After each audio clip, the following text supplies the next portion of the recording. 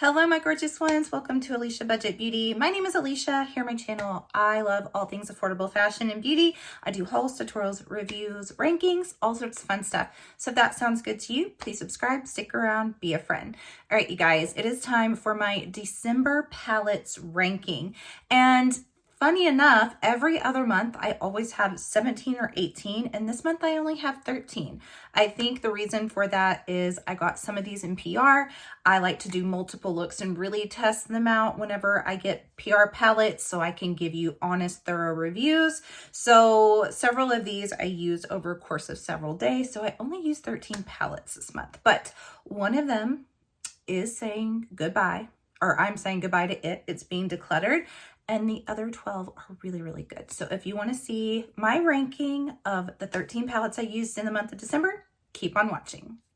All right, you guys, starting at the bottom with number 13, and a palette that I am going to declutter is the Grandeur palette from ColourPop. Now, I'm a little bit disappointed, or a lot of bit disappointed, I guess, since I am decluttering this thing, but I had my eye on this for a long time before I finally purchased it. And I did wait a long time to use it. That may be my fault. Perhaps it was buyer's error.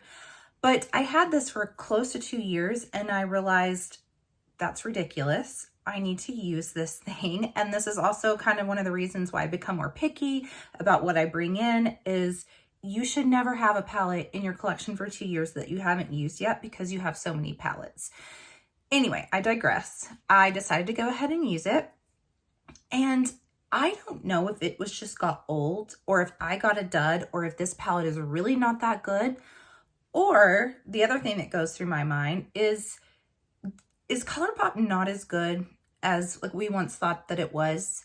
You know, sometimes I don't really know if it's after you've tried a lot of formulas, you go back and realize that the formula you used to think was really good wasn't. Or maybe it really is just this palette. But the shimmers in here were very, very dry and lackluster. And I mean, there's a glitter shade in here, which I'm not always anti-glitter, but I didn't touch that one because it looks so dry. And if the regular shimmers were really dry and lackluster, I figured the glitter was going to be a no-go. The only one that was decent was Haus, H-A-U-S. That was in the inner corner and was pretty punchy, pretty bright, but man, these two shimmers here were so dry and lackluster.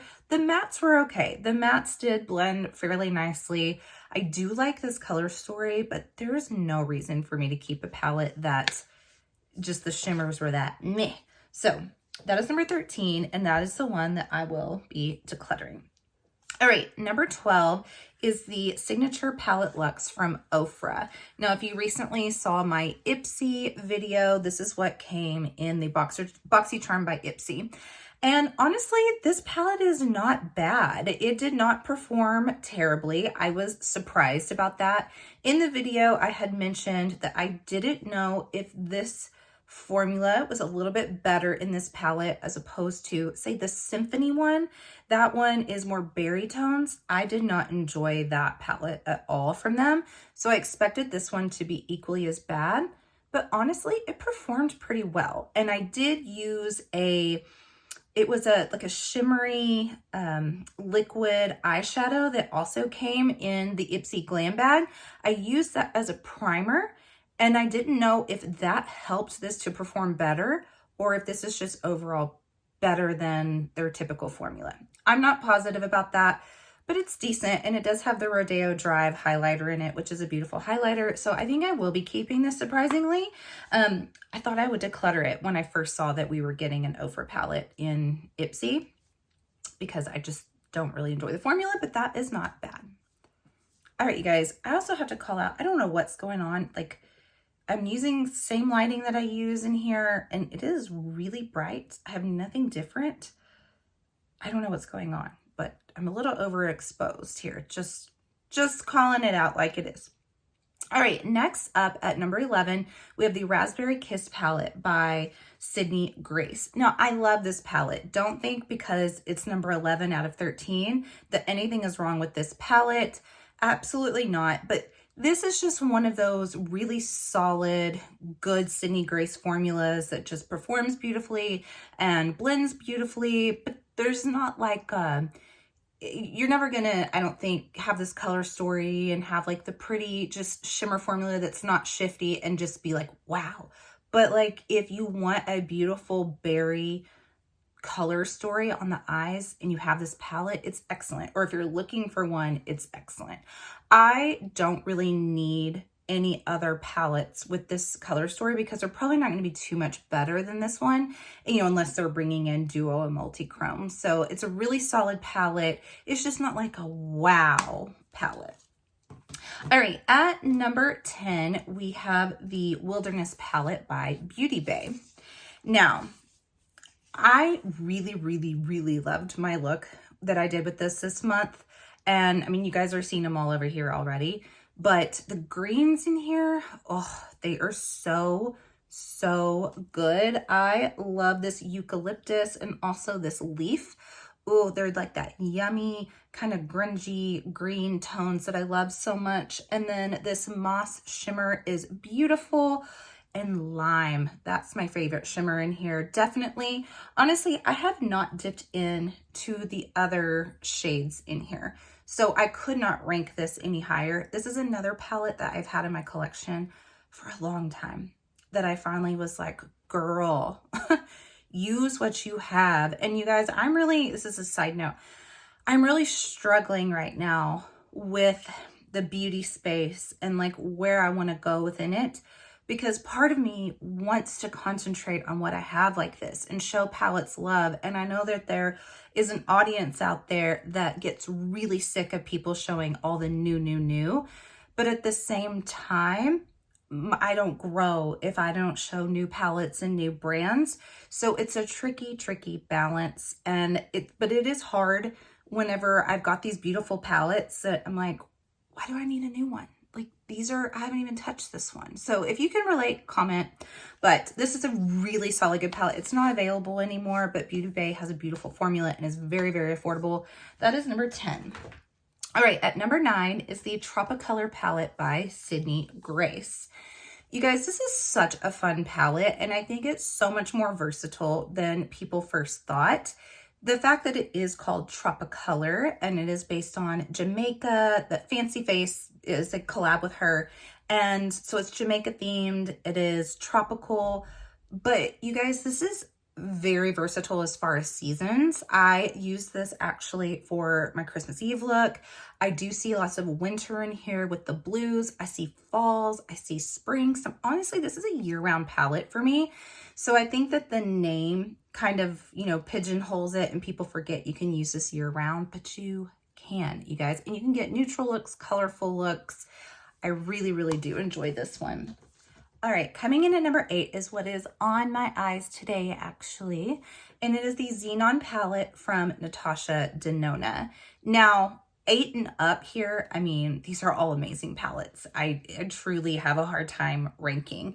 But the reason why I put this number 8 and not any higher is for the mere fact that on me, this pulls blue, no matter what I do. And that is not a bad thing. I love blue.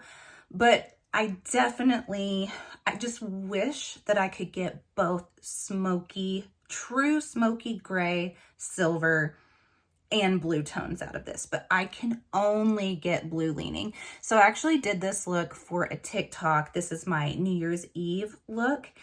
And I said in the beginning of the TikTok, I was going to try to get a true smoky look this time. And it just didn't happen. It's impossible on my skin tone to not pull blue. So I kind of want to rename this to like my denim glam palette, because it's like I can either get dark denim wash, I can get a light denim wash, I can get like almost like that acid real light wash look, but it's all glam and it's all beautiful. I love and adore the Super Ionic and also the Stellar. Those two shimmers are so pretty. The mattes in here, there's only 4 true mattes, but to deepen, I did use Sposh And that I didn't realize could be used as a matte because it had an overspray of shimmer. So I thought it was a shimmer. After I dug into it, it really can be used as a deep matte. Just FYI, if you were thinking about getting this palette and you were wanting a deeper matte and think it's not there, or if you have it and you haven't dipped in, this one actually turns into a deep matte where you can smoke it out. Just FYI. It's a beautiful palette. It's just it's pretty, like, not one note because I can go deep or light. It's just, I just wish that it pulled more smoky as well. So that is number 8. At number 7 is the Fantasia palette by Divina Cosmetics. And honestly, this, I mean, it sounds crazy coming out of my mouth to put this 7 because I love it so much. If it was up against like other palettes in my collection, it could be number 1. I recently posted my looks on Instagram with this, and just kind of my overall note about this is that the peach makes this palette. If it was missing this and had another like cool tone like blurple or purple in here, it wouldn't be as interesting. But this peach transforms the looks, takes it more into like a Miami pastel sunset vibe, which I think is so pretty. I like how the mattes perform in this. I've mentioned in other videos that this is a real powdery formula, but it works to blend these mattes. The shimmers are beautiful. I love the artwork of this. Such a good palette. All right, now we are at number 6, and this got real tricky and hard. This is the Wonderland palette from Cosmic Brushes. I didn't feel right still ranking this any higher because I have not used every shade in here still. I've almost used every shade, but not quite. I think maybe there's still 3 or 4 I haven't used in here. But again, this is where I wrestle with bringing in new palettes, is I would love to just show this attention and really get to know it. And then I feel this pressure, everyone sharing all the new things coming out. So it's just a battle. But anyway, beautiful shifty shades in here. The mattes perform beautifully. It's definitely a cool tone lover's dream, very wintry. I think this could go into spring too if you do some of, you know, just like the lighter, more pastel-y shades in here. Really, really solid.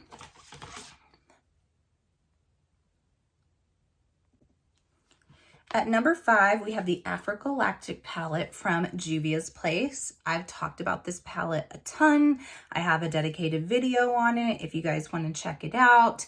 I had it in my top 21 palettes of 2023. And I just continue to be really blown away by this palette for how affordable it is, that there are duochromes in here and several duochromes. And honestly, like, you know, the colors are vibrant and pretty, but like, I love these 2 rows right here. Look, I just think those are so pretty. If you're someone that's super terrified of color, but like you kind of want to dabble, but you still want something to anchor it, these 2 rows really do that. And then if you're not terrified of color, well, here you go. Really, really solid palette. Everyone that has gotten this since I recommended it has been like, you're right. That is such a good palette. All right, at number 4 is the Silent Night palette from Gourmand Girls. So I have a dedicated video on this as well, if you guys want to check it out. This palette is so pretty. It really, really is. And I feel like it's one that's getting a little bit more justice for it for the naysayers as time has gone by. What I mean by that is when they first showed the color story, people thought the shades were repetitive. They're like, they're all the same. Then I think when they started seeing people's actual reviews, seeing it in action, my video talks about the different tones, they realize, okay, they're not repeat. They just complement each other.